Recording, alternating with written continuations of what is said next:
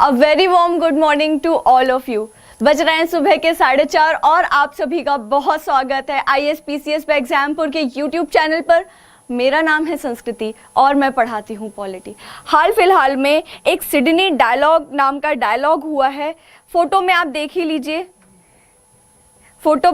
लीजिए, पहचान ही लीजिए ये किस चीज़ का सिंबल है। जिन बच्चों को पता है उनको पता है, बिटकॉइन का सिंबल है, ठीक है। तो डिजिटल वर्ल्ड से रिलेटेड ये डायलॉग था, पहले ही बता दिया, कोई बात नहीं, ठीक है। इस डायलॉग में इंडिया के तरफ से नरेंद्र मोदी जी ने, हमारे देश के प्राइम मिनिस्टर नरेंद्र मोदी ने क्या क्या बातें बोली, ये सारी चीज़ें देखेंगे, ठीक है। और एक 5 पॉइंट ट्रांजिशन की बात करी हुई है, उसको देखेंगे कि वो 5 ट्रांजिशंस क्या क्या हैं। और सबसे पहले देखेंगे कि सिडनी डायलॉग है क्या, ठीक है। अब ये सारे डायलॉग्स आपके साइंस एंड टेक से रिलेटेड हैं। फिर जहाँ क्रिप्टो करेंसी की बात आ गई, जहाँ बिटकॉइन की बात आ गई, तो ये सारी चीज़ें इकोनॉमी से भी रिलेटेड हो जाती हैं। और अब क्योंकि ये इंटरनेशनल लेवल का डायलॉग था, मीटिंग थी जिसमें अलग अलग देश के प्रतिनिधियों ने क्या किया था, पार्टिसिपेट किया था, तो ये कहीं ना कहीं संबंधित हमारे देश की पॉलिटिक्स से भी हो जाता है। चलिए, अब जिन लोगों को नहीं पता है कि ये बिटकॉइन क्या बोल रही है मैम, क्रिप्टो करेंसी क्या बोल रही हैं, तो ऐसे समझ लीजिए बस शॉर्ट में कि क्रिप्टो करेंसी का मतलब डिजिटल पैसे होता है। जैसे हम हाथ में नोट ले लेते हैं, हाथ में कॉइन्स ले लेते हैं ना, पैसों को हाथ में लेकर के देख सकते हैं, टच कर सकते हैं। क्रिप्टो करेंसी को आप हाथ में लेके नहीं देख सकते, ठीक है, वो डिजिटल मनी होता है। अब डिजिटल मनी क्रिप्टो करेंसी में सबसे ज़्यादा समस्या क्या आ रही है, देखो सेशन आगे बढ़ाएंगे, देखेंगे सिडनी डायलॉग क्या है, क्या कैसी बात है, लेकिन क्रिप्टो करेंसी समझ लीजिए वरना सेशन का कोई मतलब ही नहीं रह जाएगा। तो क्रिप्टो करेंसी में दिक्कत ये आ रही है कि अभी कोई भी ऑर्गेनाइजेशन ऐसी नहीं है जो कि क्या कर रही हो, इस पूरे सिस्टम को रेगुलेट कर रही हो। मतलब इसमें जो भी खरीद बेच होता है क्रिप्टो करेंसी में, वो एक अपना ही सिस्टम बना हुआ है और उसमें सरकार का कोई हस्तक्षेप नहीं है, कोई रेगुलेशन नहीं है अभी हाल फिलहाल में। उसके कारण इसमें रिस्क बहुत बढ़ जाता है, ठीक है। जैसे डोजे कॉइन के साथ हुआ था कि एकदम से उसके प्राइस बढ़े और एकदम से फिर उसके पूरे प्राइस खत्म हो गए, ठीक है। तो ये है क्रिप्टो करेंसी, इसको ही रेगुलेट करने की बातें चल रही हैं। एक प्रकार की क्रिप्टो करेंसी क्या है, बिटकॉइन है।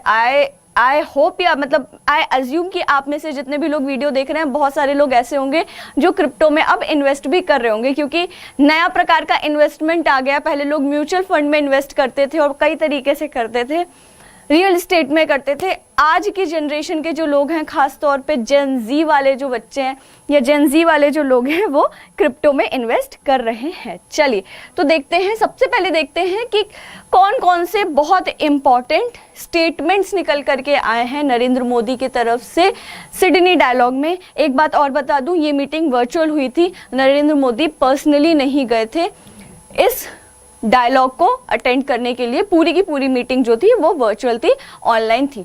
क्या है सबसे पहला और सबसे इम्पॉर्टेंट जो स्टेटमेंट आया, वो ये आया उनकी तरफ से कि in India we have created a robust framework of data protection, privacy and security. मतलब बहुत बेहतरीन हमने फ्रेमवर्क बनाया है, इस पे हम काम कर रहे हैं, जिसमें कि जो डेटा है ना, कंप्यूटर में जितने भी लोगों का डेटा है, इतना अच्छा फ्रेमवर्क है कि वो प्राइवेसी भी देगा, लोगों के डेटा को प्रोटेक्शन भी देगा और सिक्योरिटी भी देगा। मतलब हम डेटा सिक्योरिटी पे बहुत बढ़िया काम कर रहे हैं, ठीक है। पहली बात ये हुई। दूसरी क्या हुई, दूसरी बात, बहुत बड़ी बात जो बोली प्रधानमंत्री नरेंद्र मोदी ने सिडनी डायलॉग में, वो ये थी कि the international order should ensure crypto currencies do not and up in wrong hands. मैंने बोला ना कि अभी क्रिप्टो करेंसीज का जो सारा का सारा सिस्टम है, वो कोई भी सरकार हैंडल नहीं करती, किसी भी सरकार का इसमें हस्तक्षेप नहीं है, इसलिए रिस्क का जो फैक्टर है वो बहुत ज़्यादा हाई है। नो डाउट प्रॉफिट का फैक्टर बहुत है, प्रॉफिट का फैक्टर भी उतना ही है, लेकिन रिस्क भी बहुत ज़्यादा है। तो नरेंद्र मोदी ने सिडनी डायलॉग में अपने बाकी सारे काउंटर पार्ट्स को इस बात से वाकिफ कराया, आगाह कराया कि भाई साहब ऐसा कोई वर्ल्ड ऑर्डर बनाइए, इस तरीके से सिस्टम बनाइए कि जो अब लोग क्रिप्टो करेंसी में इन्वेस्ट कर रहे हैं उनके साथ धोखाधड़ी ना हो। क्रिप्टो करेंसी का जो पूरा सिस्टम है, रेगुलेशन है, वो गलत हाथों में ना चला जाए, वरना ऐसे में तो लोगों का पैसा डूब जाएगा, चलो, और तीसरी बात क्या बोली उन्होंने कि जो अब टेक्नोलॉजी और डेटा है ना, वो हकीकत में हथियार बन गया है। हालांकि ये बात तो बहुत पहले से आ रही है कि data is a new weapon, है ना, data is a new weapon, पर उन्होंने इसी बात को फिर से सिडनी डायलॉग में दोहराया कि अब की जो टेक्नोलॉजी है और डेटा है वो एक प्रकार का नया वेपन बन गया है, हथियार बन गया है, क्योंकि लोग इधर उधर से डेटा चुरा करके आप खुद ही देखते हैं और फिर क्या करते हैं, गलत काम करते हैं। चाहे वो किसी के बैंक डिटेल चुरा करके किसी व्यक्ति के साथ फाइनेंशियल फ्रॉड करना हो, या फिर किसी लोगों की प्राइवेट इंफॉर्मेशन चुरा लेना, है ना, प्राइवेट फ़ोटोज़ चुरा लेना, प्राइवेट इंफॉर्मेशन चुरा लेना, तो ये सारी चीज़ें क्या बन गई हैं, हथियार का काम करने लगी हैं। नेशंस के लेवल पे देखें तो चाइना पे बहुत बार एलिगेशन लगते हैं ना कि वो अपने दुश्मन देशों के या दूसरे देशों की जो डिफेंस सिस्टम होती है ना, डिफेंस मिनिस्ट्री होती है, डिफेंस सिस्टम होता है, वहाँ पे बड़ा स्पाई करता है और वहाँ से डेटा चुराने की कोशिश करता है। तो डेटा अब क्या बन गया है, हथियार बन गया है। आप लोगों के इस बात पे क्या विचार हैं, ज़रूर कमेंट बॉक्स में कमेंट करके बताइएगा। आई होप यहाँ तक आप लोगों को सेशन क्लियर कट समझ आया होगा कि क्या चल रहा है, किस चीज़ के बारे में बात कर रहे हैं। 2 स्टेटमेंट हो गए नरेंद्र मोदी की जो मेन मेजर थी सिडनी डायलॉग में। अब पहले देख लेते हैं कि सिडनी डायलॉग क्या है, फिर जो 5 ट्रांजिशंस की बात करी है, 5 ट्रांजिशंस की, उसकी बात करेंगे। तो देखो भाई, सिडनी डायलॉग जो है वो क्या है, एनुअल समिट है, मतलब हर साल होती है। किस बात पे होती है कि ये जो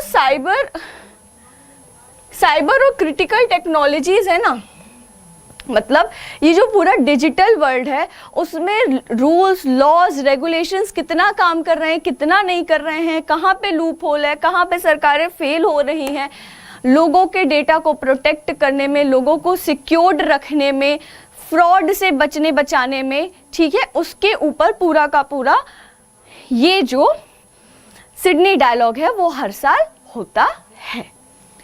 ठीक है, अब क्योंकि क्रिप्टो करेंसी बहुत ज़्यादा हॉट टॉपिक है और क्योंकि क्रिप्टो करेंसी कहीं ना कहीं पैसों से जुड़ी हुई है, कहीं ना कहीं अर्थव्यवस्था का हिस्सा बनेगी ही, क्योंकि अब क्रिप्टो का ज़माना आ गया। देखो, ये तो क्रिप्टोज तो हैं, मतलब ऐसा नहीं है कि ये बंद हो जाएंगी। तो अब किस तरीके से इनको चलाया जाए, किस तरीके से रेगुलेट किया जाए, ये भी डिजिटल वर्ल्ड का ही तो पार्ट है, क्रिप्टो करेंसी। तो इस बार जो एम्फेसिस था वो क्रिप्टो करेंसीज पर था। ठीक है, और वैसे इन अ नटशेल डिजिटल वर्ल्ड में जो सारा लॉज और रूल्स एंड रेगुलेशंस, इन सारी चीज़ों में लूप होल और उनके सोल्यूशन पर बात करता है हर साल सिडनी डायलॉग। ठीक है, अब देखो एक बात और क्या निकल करके आई, नरेंद्र मोदी ने बताया सिडनी डायलॉग में कि भारत में 5 फोल्ड क्या हो रहा है, चेंज हो रहा है। मतलब कि 5 बड़े बड़े ऐसे डोमेन हैं, 5 बड़े बड़े ऐसे एरिया हैं जहां पे डिजिटली बहुत ज़्यादा डेवलपमेंट हो रहा है। ठीक है, एग्जाम्पल के लिए उन्होंने एग्रीकल्चर का एग्जाम्पल दिया, और किसका एग्जाम्पल दिया, पब्लिक इंफॉर्मेशन इंफ्रास्ट्रक्चर का, कि किस तरीके से डिजिटल लेवल पर अब घर बैठे हर किसी को हर प्रकार की जानकारी अवेलेबल हो गई है, चाहे वो ट्रेन के रिजर्वेशन की जानकारी हो, या फिर प्लेन के रिजर्वेशन की, या फिर किसी मिनिस्ट्री में या संसद में कौन सा बिल चल रहा है, कौन से सदन ने पास कर दिया है, क्या है, ये सारी जानकारी हो, दुनिया भर की जानकारी अब डिजिटली अवेलेबल है भारत के लोगों के पास। ठीक है, एक चीज और बताई, 5 इंपॉर्टेंट ट्रांजिशंस, मतलब 5 बहुत इंपॉर्टेंट, एक तो बताया कि भाई 5 मेजर डोमेन्स जो हैं, 5 मेजर एरिया है वहां पे डेवलपमेंट हो रही है। ठीक है, 5 फोल्ड में डेवलपमेंट हो रही है, और ये बताया कि 5 प्रकार के क्या हो रहे हैं, ट्रांजिशन हो रहे हैं, 5 प्रकार के बहुत बड़े बदलाव हो रहे हैं डिजिटल वर्ल्ड में ही, मतलब भारत का जो पूरा डिजिटलाइजेशन है, ठीक है, उसमें ही 5 बदलाव। ठीक है, ट्रांजिशन मतलब होता है चेंज, ट्रांजिशन मतलब होता है बदलाव, ठीक है। तो 5 इंपॉर्टेंट ट्रांजिशंस की बात करी नरेंद्र मोदी ने, जो कि जुड़े हुए हैं डिजिटलाइजेशन से, ठीक है, डिजिटल वर्ल्ड से, चीजों को ऑनलाइन करने से। शॉर्ट में अगर बोलूं तो अब सारी चीजें डिजिटल डिजिटल के इर्द गिर्द क्यों घूम रही है, क्योंकि सिडनी डायलॉग जो है वो तो बात ही डिजिटल की करता है। सबसे पहली बात है कि हमारे देश में यूपीआई के यूजर्स बहुत तेजी से बढ़ रहे हैं। मतलब ऑनलाइन ट्रांजैक्शन, ऑफलाइन ट्रांजैक्शन या जो रियल टाइम करेंसी होती है ना, ऐसे रियल टाइम का मतलब जो रियल से मतलब है कि जो हाथ में लेकर के हम फील कर सकते हैं, चाहे नोट हो चाहे कॉइन हो, ठीक है। तो उस करेंसी से अब हम किस पे स्विच कर रहे हैं, डिजिटल मनी पर स्विच कर रहे हैं। अब हम वॉलेट लेके नहीं चलते हैं, वो वाला जो ब्राउन कलर का होता था, ऐसे फोल्ड होता था। अब हम कौन सा वॉलेट लेके चलते हैं, पेटीएम वॉलेट लेके चलते हैं, फोन पे वॉलेट लेकर के चलते हैं। तो बहुत तेजी से यूपीआई पे शिफ्ट हो रही है भारत की जनता। उन्होंने बताया कि 1.3 बिलियन इंडियंस के पास क्या हो गया है, यूनिक डिजिटल आइडेंटिटी हो गई है, ठीक है। आपको आपका एक वो होता है ना, यूपीआई आईडी जो होती है, वही यूनिक डिजिटल आइडेंटिटी है।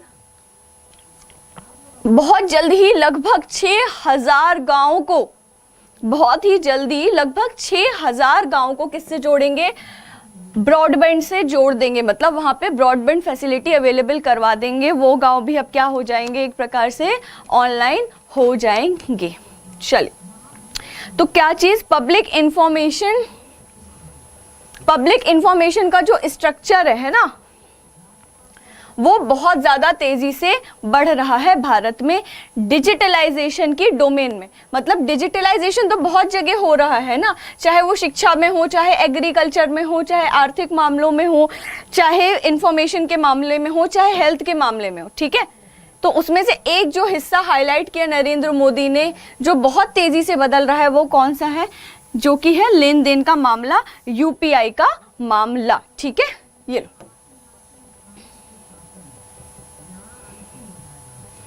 चल, ऑनलाइन ट्रांजैक्शन का सबसे एफिशिएंट तरीका भारत के पास है। नरेंद्र मोदी ने भी बताया यूपीआई भारत के पास है, ठीक है।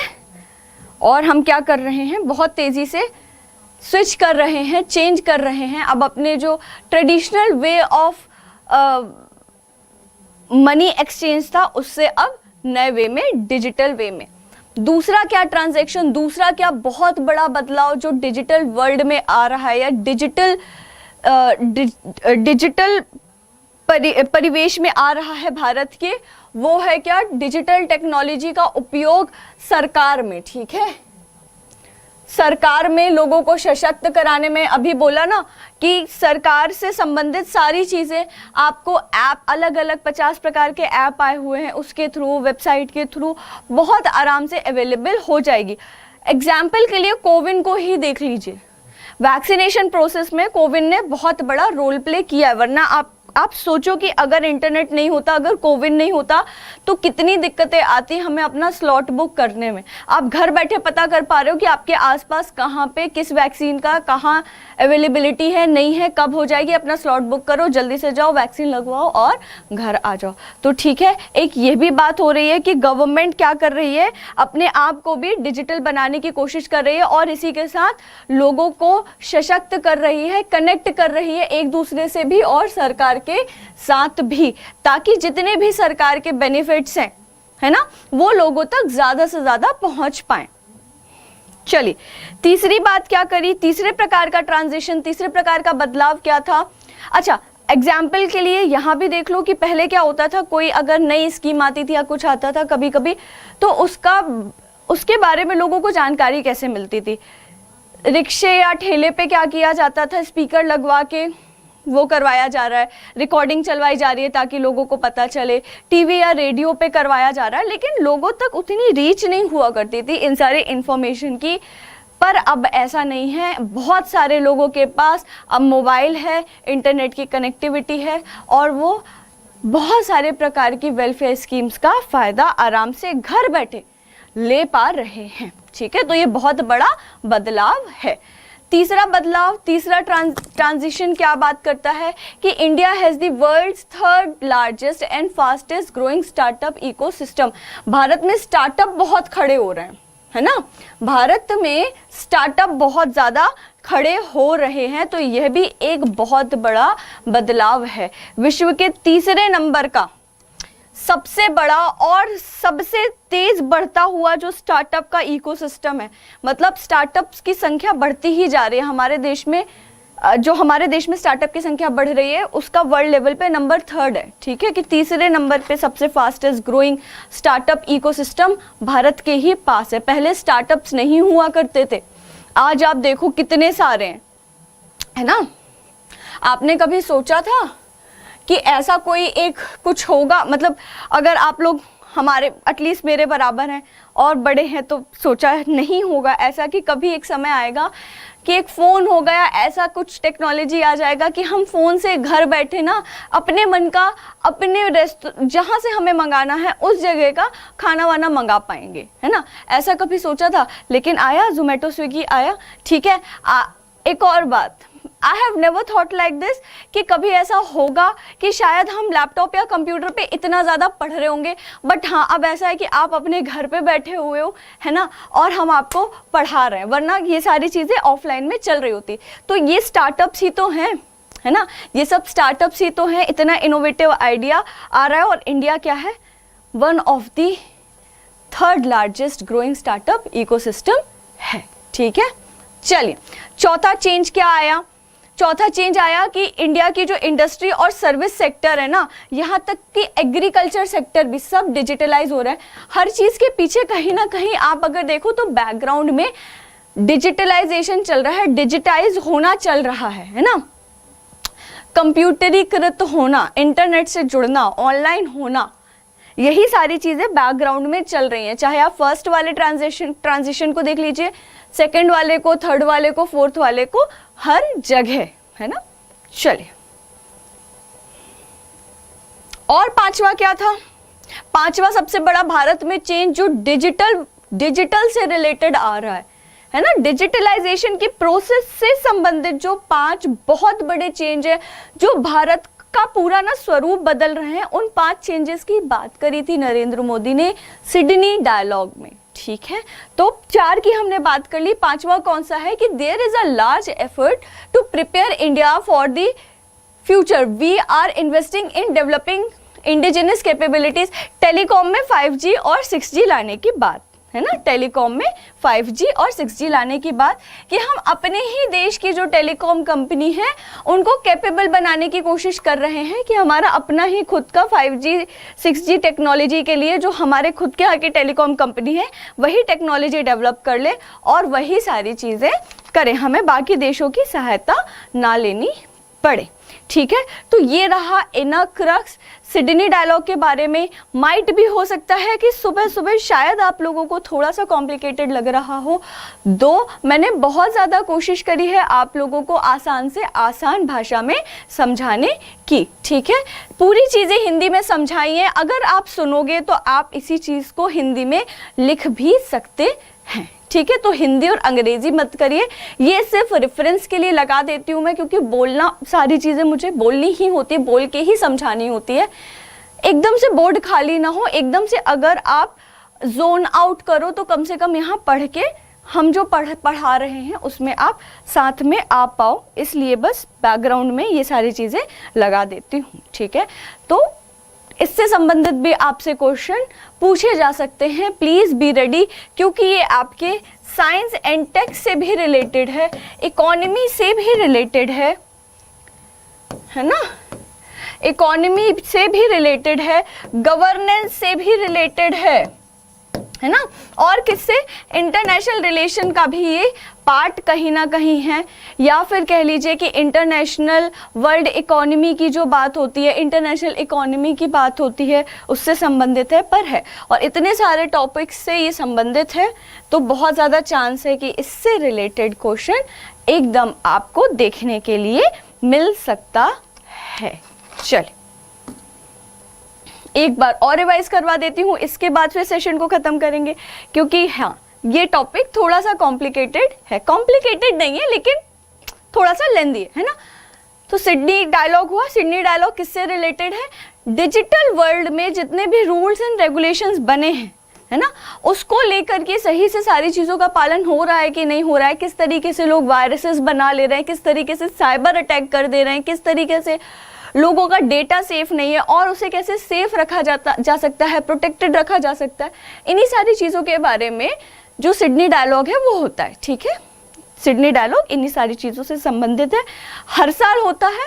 और इस साल के डायलॉग में नरेंद्र मोदी ने क्या बातें, कुछ मेन बातें बताई। एक तो क्या बताया कि जो डेटा है ना, और जो टेक्नोलॉजी है अब वो वेपन का रूप लेने लगी है।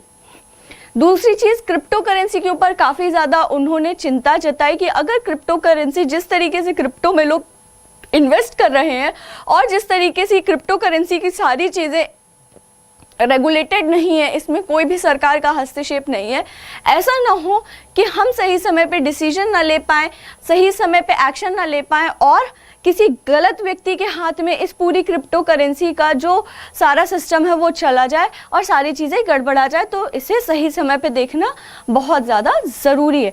इसके बाद नरेंद्र मोदी ने क्या हाईलाइट किया? भारत की प्रोग्रेस हाईलाइट करी सिडनी डायलॉग में, है ना, डिजिटल वर्ल्ड में, क्योंकि Sydney dialogue is all related to digital things. ठीक है, it is all related to the process of digitalization. तो 5 बदलाव बताए नरेंद्र मोदी ने, डिजिटलाइजेशन जो भारत में प्रोसेस चल रही है उससे संबंधित। ये वो 5 बदलाव हैं, मेजर बदलाव, जो कि पूरे भारत का स्वरूप बदल रहे हैं, है ना, पूरे भारत का स्वरूप बदल रहे हैं। इसमें क्या क्या था? यूपीआई की बात थी, है ना, जो ऑनलाइन ट्रांजैक्शन हम कर रहे हैं। फिर दूसरी बात किसकी थी?